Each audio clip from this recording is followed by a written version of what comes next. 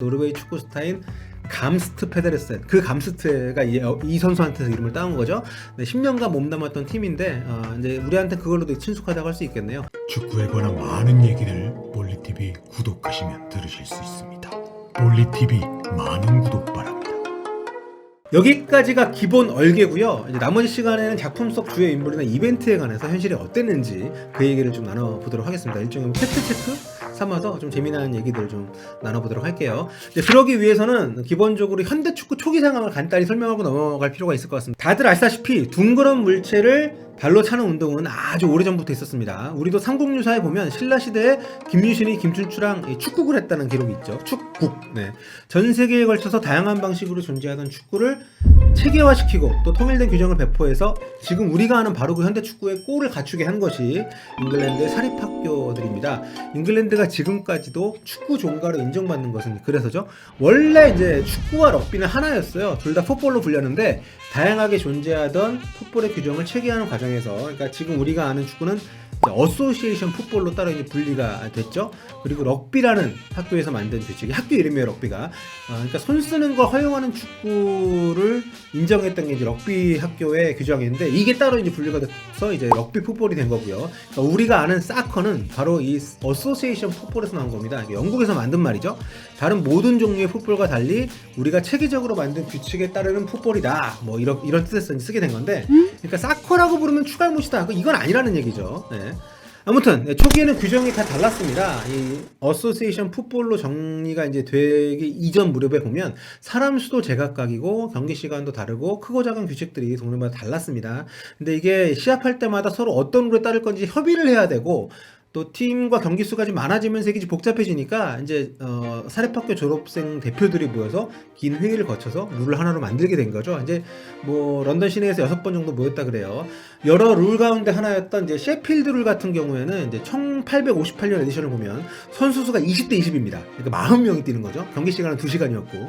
당시 현대 축구 규정이 초안이 된 것은 이 셰필드 룰이 아니라 1848년 캠브리지 대학 룰입니다.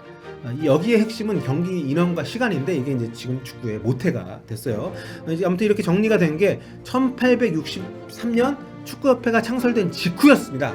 그 최초의 축구 규정은 그래서 이제 1863 규정이라고 부르는데요. 요즘 규정하고 많이 달라요. 이때도 드라마에도 이제 이 규정대로 축구를 하는데 몇 개 소개해드리면, 이제 첫째 크로스바가 좀 없고요. 그러니까 양쪽 골대 사이 통과만 하면 높게 차도 골로 인정이 됐다고 합니다. 교체 선수도 없습니다. 선수가 다쳐서 못 뛰면 그냥 한 명이 없는 채로 10대 11로 뛰어야 되는 거죠. 아무튼 뭐 이렇게 규정이 만들어져서 FA컵도 이제 그 시작이 되고 막 이렇게 축구 붐이 막 일던 시기, 그때를 무대로 이 드라마가 진행이 되는 겁니다. 자, 그럼 이제 팩트 체크 들어가겠습니다. 빠바밤. 두 선수가 속한 팀들의 이름이 낯설다. 이거 실제 존재하는 팀 맞냐? 네, 답부터 드리면 그렇습니다. 수터와 러브의 원 소속팀인 스코틀랜드 클럽 파틱은 1885년에 해체가 되긴 했지만 실제 있던 팀이에요. 둘이 잉글랜드로 내려오게 된 계기가 된 다웬 FC 같은 경우에도 실제 존재하는 팀입니다. 지난 2009년에 해체가 됐어요. 이제 그 팀의 명맥을 이어가는 팀이 그 뒤에 재창단하긴 했습니다만, 섬유공장 노동자들로 구성이 됐던 다웬 FC 같은 경우에는 드라마 시작 배경인 78-79 시즌에 FA컵에서 노동자 클럽으로는 처음으로 이 대회 준결승에 진출하는 성과를 낸 팀입니다. 2년 뒤에는 이 대회 이제 4강에 오르기도 했었고요. 드라마에서 수터와 러브가 다웬을 떠나 옮긴 팀이 이제 블랙번 풋볼 클럽으로 나오죠. 블랙번 로버스가 이제 실제 존재했던 팀인데요. 이제 19세기 말 잉글랜드 최강 팀이었던 그런 팀입니다. 다웬과는 강력한 라이벌 관계였는데요. 드라마에서 수터와 러브가 입단한 시기라고 할 수 있는 이제 1888년 1883-84 시즌, 이때부터 7시즌 동안 무려 5차례나 FA컵 우승을 차지한 팀입니다. 드라마에서는 지미 러브가 블랙번으로 이적한 게 되어 있는데, 이제 기록을 보면 러브가 블랙번으로 안 간 걸로 나와요. 갔다는 기록이 없습니다. 드라마만 다르게 러브가 친정팀 선수의 태클로 선수생활 접은 것도 이제 지어낸 얘기라고 볼 수 있을 것 같고요.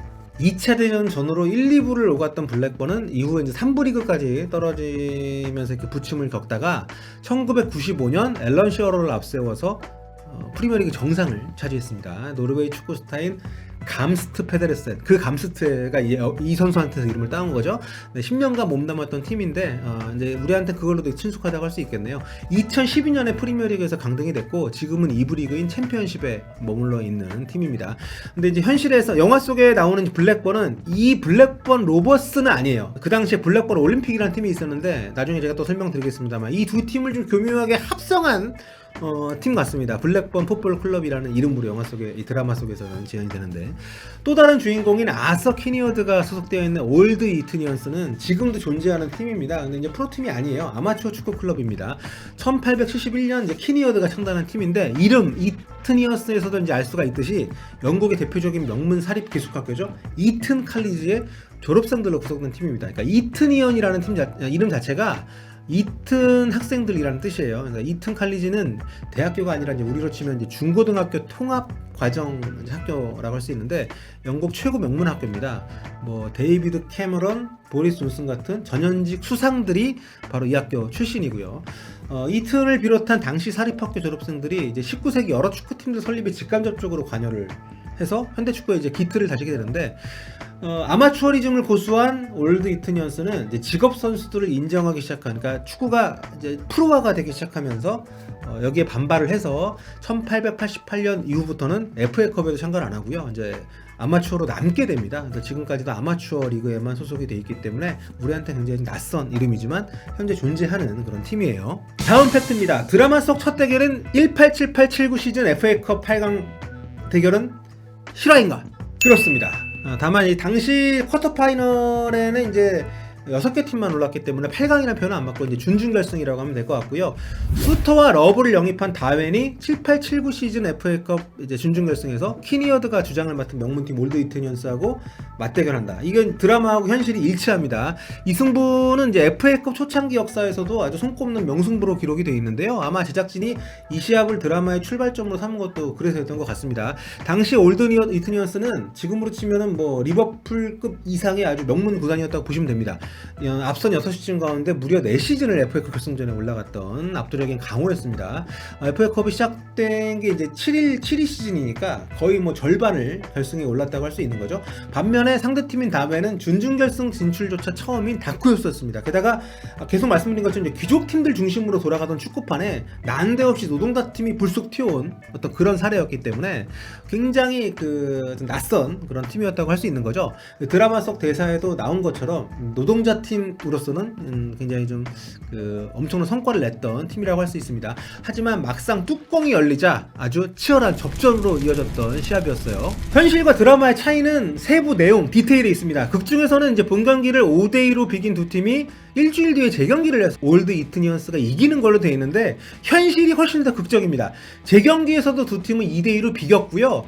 그 일주일 뒤에 다시 세 번째 재경기를 하게 됩니다. 결국 세 번이나 싸워서 이제 6대2로 이제 힘겹게 올드 이트니언스가 이제 승리해서 이제 4강에 진출하게 되는데, 여기서 이제 결승까지 올라가서 이 시즌에 사상 첫 FA컵 우승을 이트니언스가 이제 차지를 하게 되죠. 굉장히 좀 현실이 극적인데 오히려 드라마에서는 경기를 하나 덜 한 걸로 이렇게 또 묘사가 됐죠. 최종의 클라이막스인 FA컵 결승전과 수터의 우승은 실화인가? 절반만 사실입니다. 수터가 속한 블랙번 로버스와 키니어드의 소속팀 올드 이터니언스가 결승에서 맞붙은 건 사실입니다. 두 팀은 1881-82 시즌 결승전에서 맞대결을 벌였어요. 두 선수 모두 이 경기 출전을 했습니다. 다만 당시 결과는 드라마에서와는 다르게 1대0 이터니언스의 우승이었습니다. 이게 바로 이제 그 시합, 그러니까 1882 FA컵 결승전 팜플렛인데요. 현재까지 남아있는 가장 오래된 FA컵 팜플렛이라고 합니다. 매치 프로그램이죠. 두 팀 이름 보이시죠? 2013년 소더비 경매에서 무려 35,250파운드. 우리나라 돈 5천만이 넘는 돈이네요. 네, 굉장히 신기합니다. 지금으로부터 138년 전에도 매치데이 프로그램이 있었다고 하니까 참 신기할 따름이네요. 자, 아무튼 드라마 속에서 이 경기를 묘사한 내용이 온전한 허구는 아닙니다. 이듬해 결승전은 드라마 속 내용하고 똑같거든요. 1882-83 시즌에 FA컵 결승전 드라마에서처럼 블랙번이 연장전 결승골로 올드 이터니언스를 누르고 우승하는 걸로 끝이 납니다. 다만 지금까지도 마지막 아마추어 팀으로 기록에 남아있는 이 팀은 수터가 속한 블랙번 로버스가 아니라 지금은 사라진 블랙번 올림픽이라는 게 다른 점이죠.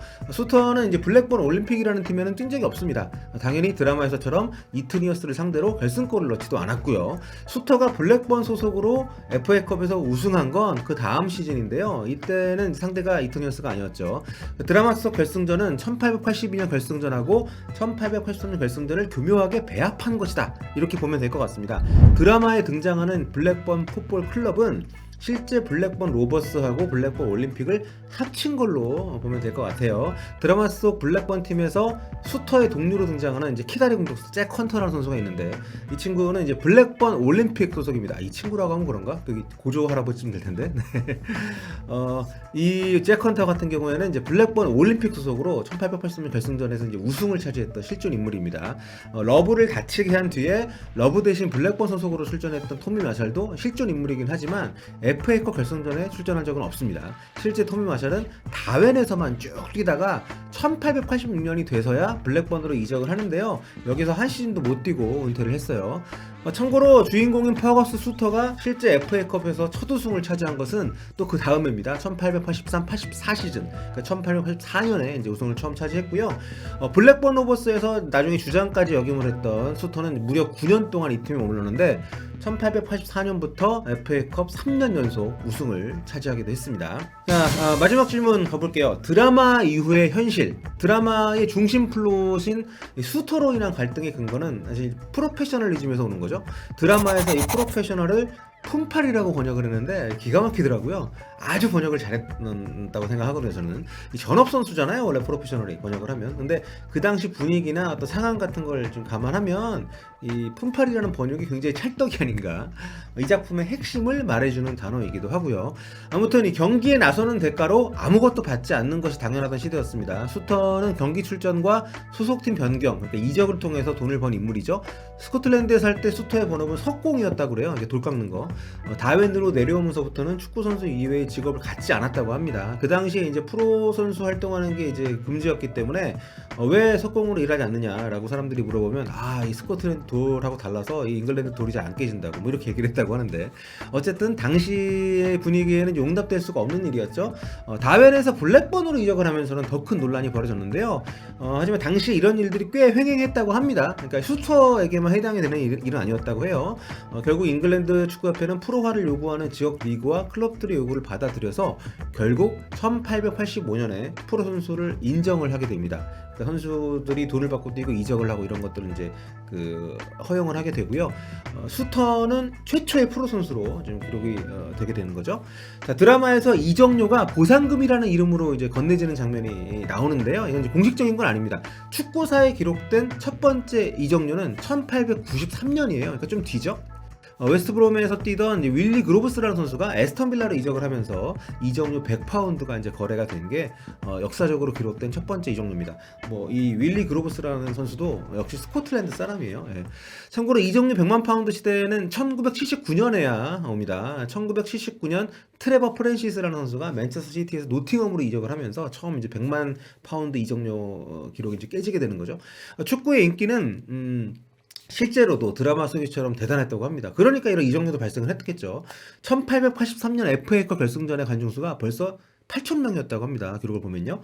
프로와 함께 본격적으로 늘어난 관중은 이제 1885년 FA 결승전에서는 이미 12,500명에 도달을 했고요. 4년 뒤에는 2만 명, 다시 4년 뒤에는 3만 명, 그리고 이듬해인 1893년 결승전에는 무려 4만 5천 명이 이 경기를 봤다 그래요. 1901 시즌, 그러니까 1901년에 있었던 FA 결승전은 토트넘 핫스퍼하고 셰필드 유나이티드가 대결했는데 이 경기 관중 수가 무려 11만 명이라고 합니다.